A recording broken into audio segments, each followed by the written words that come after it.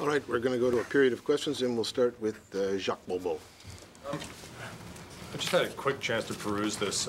Are you arguing that there's a complacency amongst Canadians about our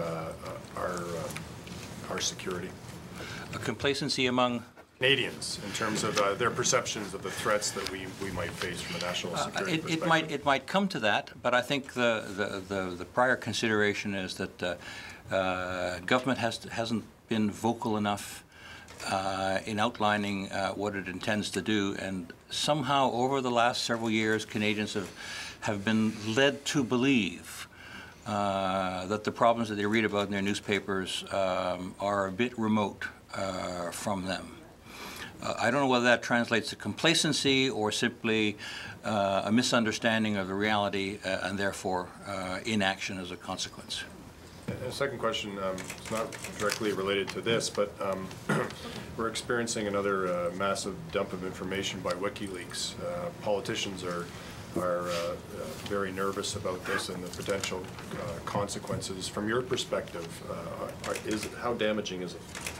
I've not had an opportunity to do anything more than read what's been in the papers this morning.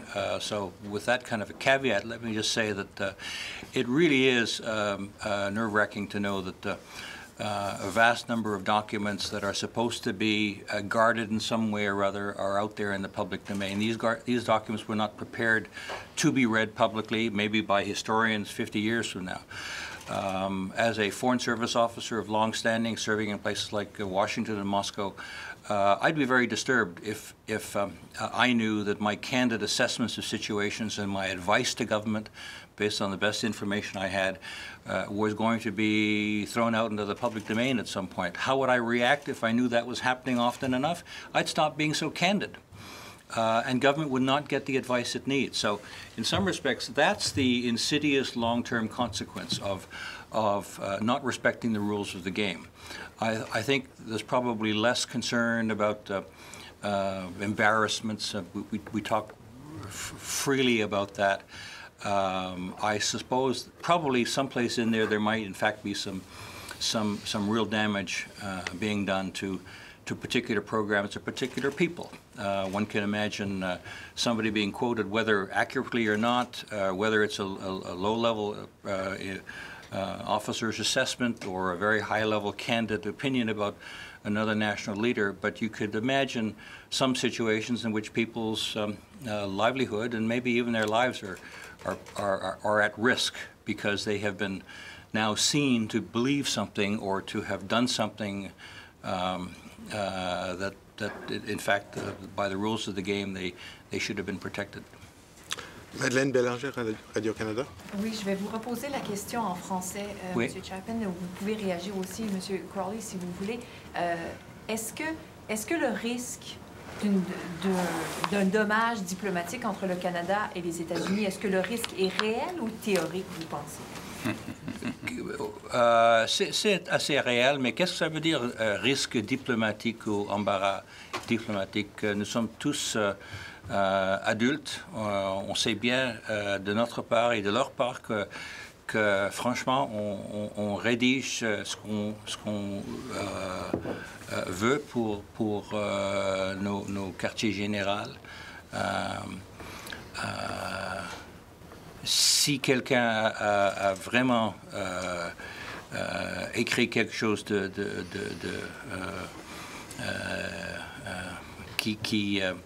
would really embarrass, that would really knock somebody's personality or style, ça peut avoir des conséquences. Mais pour la plupart, c'est la vie pour nous. À mon avis, le problème ne se situe pas au niveau des relations entre le Canada et les États-Unis. Le problème se situe au niveau de l'information que ces deux gouvernements peuvent avoir de leurs représentants à l'étranger à propos de risques réels qui peuvent exister pour nos deux pays. Dans ces circonstances-là, on compte énormément sur la fiabilité et la disponibilité d'informations de pays et de régions où les dangers pour le Canada et les États-Unis sont réels. Si ces sources d'information ne sont plus disponibles ou sont plus difficilement disponibles, ça endommage notre capacité de nous protéger de ces dangers. Donc, vous voulez dire plus disponible parce que les gens ne seront plus aussi candides, c'est ce que vous voulez dire? Justement, parce que justement, par exemple, si un diplomate canadien ou américain compte sur des sources d'informations clandestines et ces sources sont révélées par ces fuites de Wikileaks, les chances sont que ces sources-là n'existeront plus. Et il y a un danger réel dans certaines circonstances que ces personnes-là vont être terminées.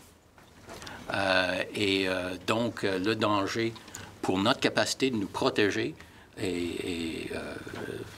notre capacité de nous protéger est compromis. Est compromise, plutôt. Margot McDermott. Oh, no, it's Leslie McKinnon. Leslie McKinnon, I'm sorry. Sorry, in English, is it the case that Canadian diplomats maybe are more circumspect in their Sorry, could you repeat communications, that? less likely to say embarrassing things about leaders, for instance, or less likely to give their opinions? It's not really embarrassing things. Take the scenario where a Canadian diplomat is meeting with a Russian diplomat on some issue, where you go to the foreign ministry to get the story on some development. And the Russian diplomat not only explains the policy, but tries to give you some personal insights into how the policy arose and who the players on their side are. And then you take that information back to the mission and you write up the report and you provide some advice about how to navigate the Russian political and bureaucratic system based on this advice from this individual. And then that gets out into the public domain. Your prospects of being able to talk to that person again are pretty remote. He may be in a very vulnerable position vis-a-vis his bosses. Down the road, people will say, we really can't trust the Canadians because we might want to tell them something in confidence. And, you know, before you know it, one way or the other, down the road, it's all going to be in the Globe and Mail or the National Post. So, where we all devoutly wish to be, by the way, but just not in these circumstances. There's a time and a place. For instance, the Access to Information legislation provides rules for what can be divulged and what cannot. What's happening in this situation is the whole thing is being divulged without any scrutiny.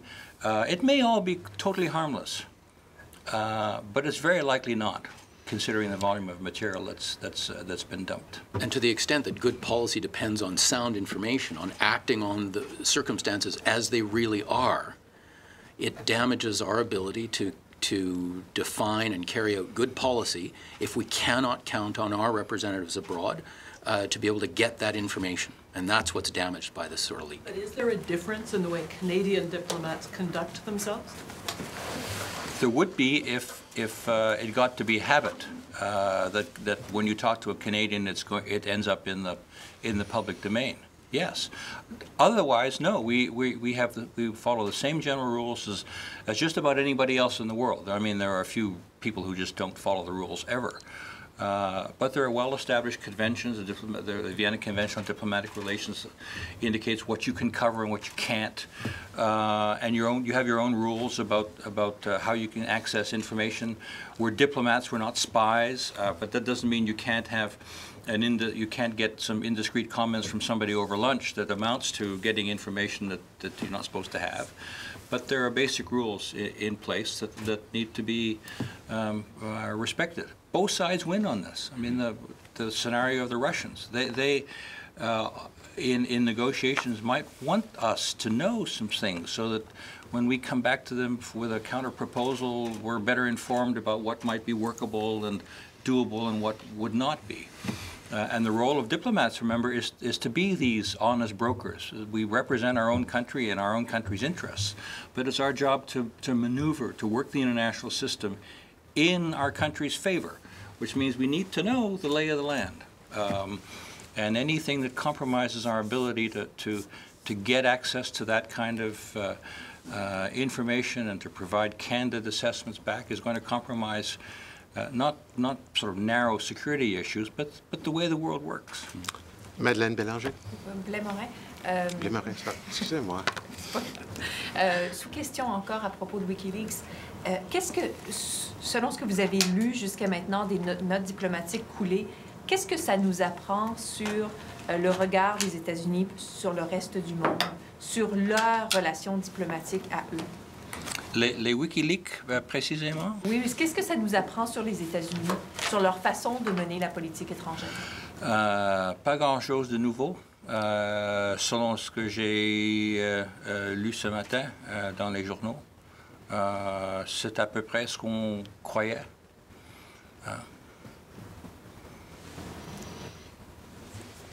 All right, let's see if I can call people by somebody else's name again. Brian Lilly. Mark. Wanted to check with you about WikiLeaks again and how it might change things. One of the cables seems to indicate that the Obama administration ordered diplomats into the area of human intelligence in a way that commentators so far have said goes beyond the usual for diplomats. Gather credit card numbers of foreign dignitaries, their frequent flyer points or point number, phone numbers, internet aliases, all kinds of key biographical data that was then supposed to be sent back to State Department for sharing elsewhere.